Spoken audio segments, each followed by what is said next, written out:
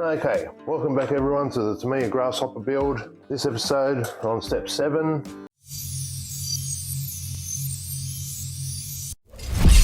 I have my servo here, which is actually a metal gear servo, so the screws that come in this kit will not do it because this uses a machine thread. A lot of servos you will get will be plastic geared, so that'll work fine, and a lot of the ones like that, the metal gear, will come with their own screw. This didn't have its own screw, and since they're suggesting up to a 3x12, that long, so even if you haven't got the right screw, you can still check the length. I'm just use a Allen head screw, 3x12 machine thread. If I could have found a Tamiya one that would suit and had a Phillips head, actually hang on, but I have to use a machine thread type screw, so I found this one in my collection of bits, which has a nice big solid head to it, so that should work fine. No, that's all we're doing. Okay, so we'll need the screw. Also need a servo saver set, and out of it we'll need this one with the drop back bit. There's two here, there's a flat one. Need the one here with the step back on it. We'll need the actual servo saver spring, which is just a plastic clip. Then you need to find your servo saver horn. It's interesting, two have got Tamiya on it. This one's Tamiya and ACOMS up here. This one's Tamiya Futaba. So it should be the Tamiya Futaba one, because I've got a 25 tooth spindle, which is the same as Futaba. And you also need this little white circle. If you're not sure about which servo horn to use, just get it. So it's going to go that way with the line up. We'll see if it fits on there nicely, which that one does. Okay, so that's a Tamiya ACOMS one. I wasn't sure about why there was two the same. That doesn't want to go on. And of course the sound wire won't go on. Okay, so as you can see on this, there was a little bit of flashing we've got left on. These are very hard plastic parts, these. There's one bit where you want it all nice and cleaned up so nothing can catch. Because anything that catches on these could cause your servo to misalign. Round washer they give you, which is what essentially it is. So as I've previously centered this already, they want it to go as straight up as you can get it, which that's lined up pretty well. Now, this is where I do something a bit different than what the instructions say. I will need my, that's a bit disappointing. If you watched the BTO1 build, you know that putting the grease on, I was using a brush for a bunch of the bits just to see how that went. That seemed to work very well. So, let's go grab a new one. Well, so only a cheap pack of brushes. You don't want to use anything too expensive for this. What I'm just going to do is put a bit of grease out here. If you watch BTO1, I did the same thing on that.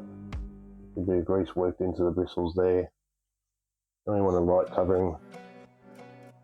And then basically around here where the plastic part will go on the outside, this next round clip part, I'm going to put a small layer of grease.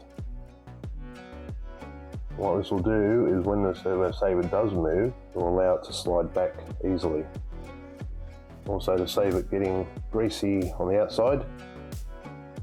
The same on this one while you got it off. So against where they can slide against each other. It's hard to see because you don't need much. You need a very little amount of grease on this.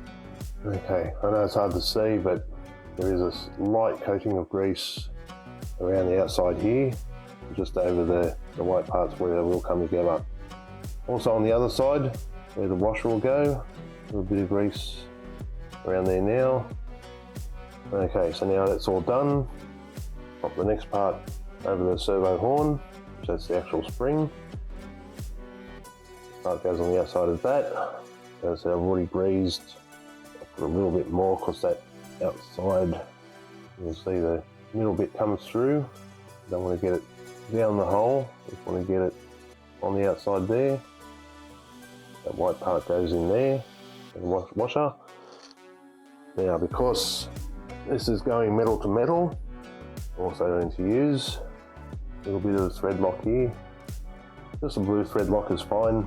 Don't want it to be locked in there forever if you want to pull it out later. You just basically lightly dab. This is a little dab on the end there. A touch more, make sure it doesn't. I can see it on there. Hopefully, you can see there's just a little bit of thread lock there. If you put too much, having the plastic screw, because then you can just wipe it off back on the plastic. So I always recommend putting thread lock on a bit of plastic first, and then just touching the screw to it. Okay, I'm just going to go in there. Hopefully this screw isn't too long. Hopefully the head isn't too large. A bit of flyby trial, and that is too long. Right, so back with the 3x10 for this. This is all learning with your different servos and that. And so if you've got a plain plastic gear servo, you won't have to worry about this sort of thing. Right, that's no good. I need a 3x10, maybe even a 3x8 would probably do the job. Right, a slightly shorter 3x10.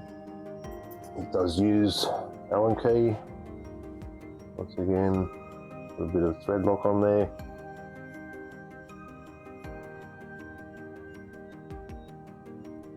You feel it actually stop against the servo horn. Okay, so that is step 7, attaching the servo horn done. Took a bit longer than what it would normally take. Let's say if you had a servo that came with the screw already here, you'd know which one you needed. These ones, I don't believe they came with any screws for an actual servo horn. It was more like left up to you to work it out and get what you needed. Not that it's a big deal. You should have a range of 3mm hardware on hand when needed. So that's step 7 done. Next video we'll be back, step 8, where we will be connecting the arms and the servo mounts on. So like and subscribe, and we'll be back in the next video with that step.